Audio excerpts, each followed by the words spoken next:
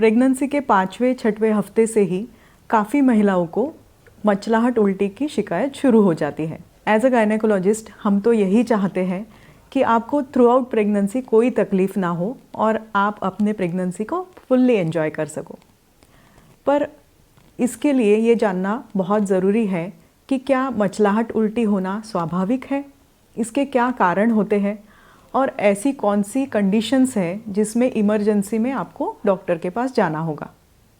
नमस्ते, मैं हूं doctor Rashmi Jirafe, obstetrician and gynaecologist.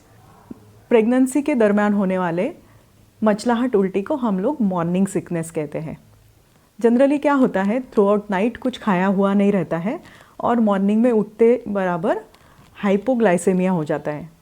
Blood में शुगर की लेवल कम होने की वजह से मचलाहट उल्टी होता है। तो ऐसे सिचुएशन में जब भी महिला को नॉशिएटिंग फील होता है तो मॉर्निंग में उठते बराबर महिला ने कुछ स्वीट और ड्राई चीज़ें खानी है, जैसे टोस्ट खा सकती है, बिस्किट्स खा सकती है या खजूर खा सकती है। वैसे तो थ्रू आउट डे आपको कभी भी मचलाहट हो सकती है। तो इसका दूसरा रीज़न होता है शरीर में बढ़ने वाला ह्यूमन कोरियोनिक गोनाडोट्रोपिन हार्मोन। वैसे तो ये हार्मोन सभी स्मूथ मसल्स को रिलैक्स रखता है और यूट्रस को रिलैक्स रखने के कारण एबॉर्शन का चांस कम रहता है, बट रिलैक्सिंग इफ़ेक्ट बाकी शरीर पे भी होता है और उसकी वजह से नॉशिएटिंग लगता है। थर्ड रीज़न है प्रोजेस्टेरॉन हार्मोन। प्रोजेस्टेरॉन आपके आंत की जो हलचल रहती है उसे धीमा कर देती है और उसकी वजह से नॉशिएटिंग लगता है।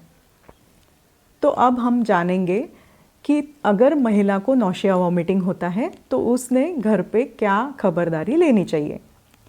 सबसे फर्स्ट चीज़ है, आपने प्रेगनेंसी डायग्नोज होते ही आपके डाइट को डिवाइड कर लेना है।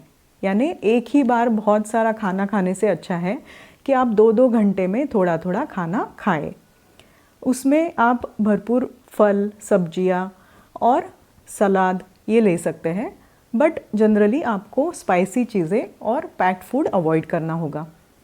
सेकेंड थिंग है, आपको कुछ ट्रिगरिंग फूड्स रह सकते हैं, जैसे अगर आप सब्जी बना रहे हो या आप तड़का लगा रहे हो और आपको मचलाहट होती है तो ऐसी चीज़ों से आपको बचना है ताकि आपका जो नॉशिएटिंग फीलिंग है वो ट्रिगर नहीं होगा।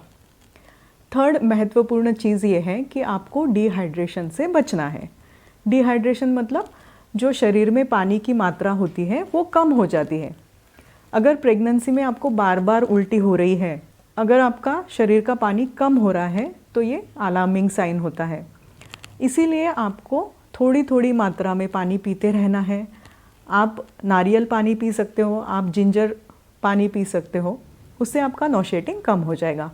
लेकिन अगर आपको बहुत ज़्यादा उल्टी हो रही है, बार बार उल्टी हो रही है और आप कुछ भी खा नहीं सक रहे हैं तो इसे हम लोग हाइपरइमेसिस ग्रेविडारम कहते हैं।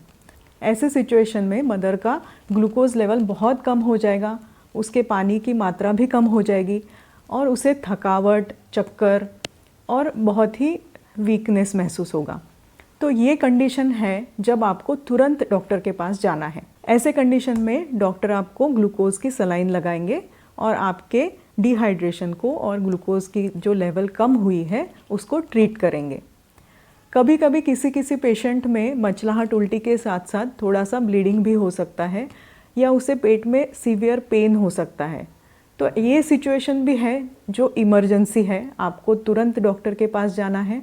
डॉक्टर आपकी हिस्ट्री लेंगे, एग्जामिन करेंगे, सोनोग्राफी करेंगे और पता लगाएंगे कि कहीं ये एबॉर्शन का साइन तो नहीं है, कोई मोलर प्रेगनेंसी तो नहीं है या एक्टोपिक है या फिर किसी किसी को अपेंडिक्स की समस्या तो नहीं है।